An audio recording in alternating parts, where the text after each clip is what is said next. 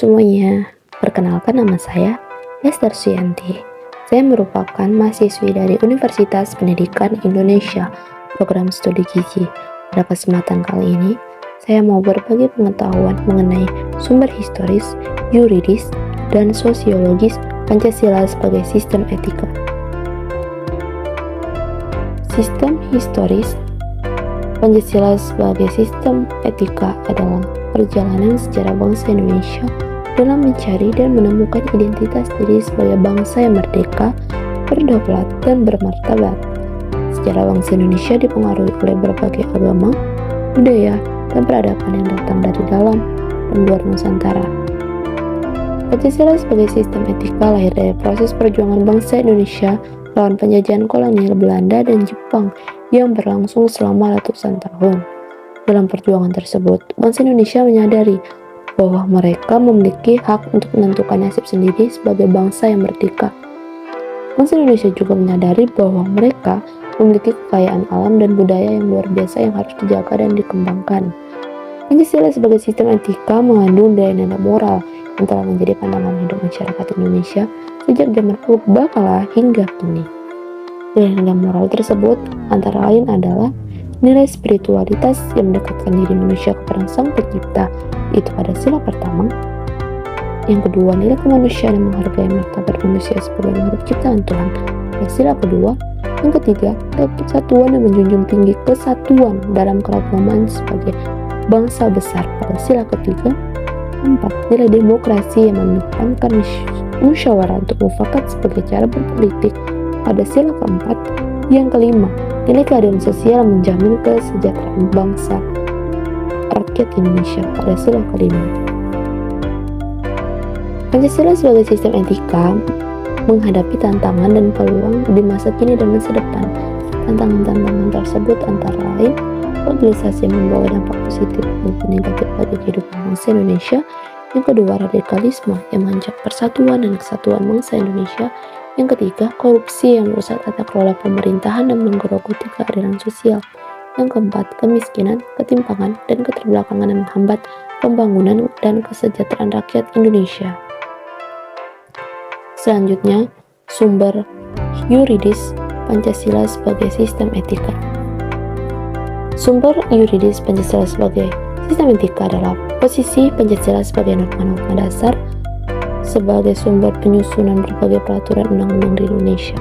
Pancasila merupakan dasar negara yang tertuang dalam pembukaan Undang-Undang Dasar Negara Republik Indonesia tahun 1945. Pancasila juga merupakan ideologi negara yang tertuang dalam pasal 36A Undang-Undang Dasar NRI 1945. Pancasila juga merupakan cita-cita nasional dan tertuang dalam alinea keempat pembukaan Undang-Undang Dasar NRI 1945. Pancasila juga merupakan konsensus nasional yang tertuang dalam Piagam Jakarta yang merupakan naskah asli pembukaan UUD RI 1945. Pancasila sebagai sistem etika merupakan dasar penyusunan berbagai peraturan perundang-undangan di Indonesia. Peraturan perundang-undangan Indonesia terdiri dari UUD NRI 1945, Undang-Undang, Peraturan Pemerintah, Pengganti Undang-Undang, Peraturan Pemerintah, Peraturan Presiden, Peraturan Daerah, dan peraturan lainnya. Semua peraturan perundang-undang tersebut harus sesuai dengan nilai-nilai Pancasila sebagai sistem etika. Jika ada peraturan perundang-undangan yang bertentangan dengan nilai-nilai Pancasila, maka peraturan tersebut dapat dibatalkan oleh Mahkamah Konstitusi atau Mahkamah Agung. Pancasila sebagai sistem etika mengandung nilai-nilai etika politik yang berdasarkan pada nilai-nilai Pancasila. Etika politik adalah suatu kumpulan norma dan prinsip moral yang menjadi pedoman bagi para pelaku politik dalam menjalankan aktivitas politiknya. Beberapa contoh nilai-nilai tersebut yang berdasarkan pada nilai Pancasila adalah: 1. Kepatuhan terhadap konstitusi dan hukum yang berlaku. 2. Penghargaan terhadap hak asasi manusia dan demokrasi. Yang ketiga, loyalitas terhadap negara dan bangsa. Yang keempat, keterbukaan dan dialogis dalam proses pengambilan keputusan. Yang kelima, keadilan dan keseimbangan dalam pembagian kekuasaan dan sumber daya. Pancasila sebagai sistem yuridis menghadapi tantangan dan peluang dalam meningkatkan kualitas demokrasi dan tata kelola pemerintah Indonesia.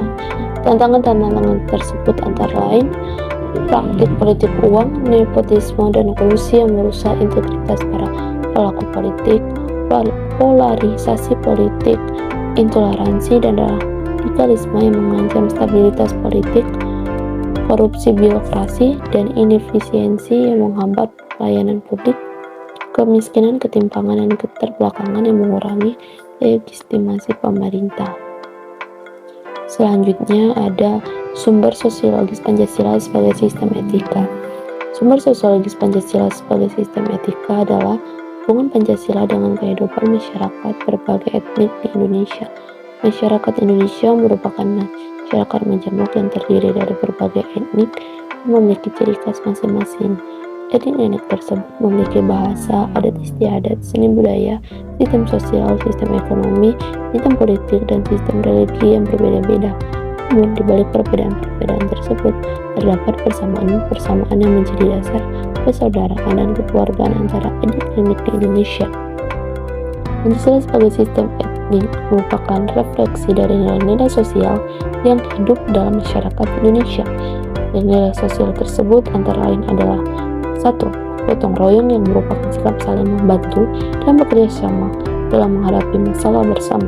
Yang kedua, toleransi yang merupakan sikap saling menghormati dan menghargai perbedaan pendapat, keyakinan, dan kepercayaan dalam hidup masyarakat. Yang ketiga, musyawarah yang merupakan sikap saling berdialog dan mencari kesepakatan dalam menyelesaikan persoalan bersama. Yang terakhir, keempat, deliberasi yang merupakan sikap saling mendengarkan dan memberikan masukan dalam membuat keputusan bersama. Pancasila sebagai sistem etika memiliki peran dan fungsi dalam memperkuat persatuan dan kesatuan bangsa Indonesia. Peran dan fungsi tersebut antara lain adalah 1. Menjadi dasar integrasi nasional yang mengikat seluruh komponen bangsa dalam satu kesatuan politik bernama Negara Kesatuan Republik Indonesia.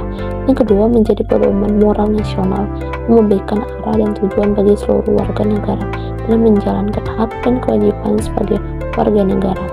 Yang ketiga, menjadi jati diri nasional yang membedakan bangsa Indonesia dengan bangsa-bangsa lain di dunia.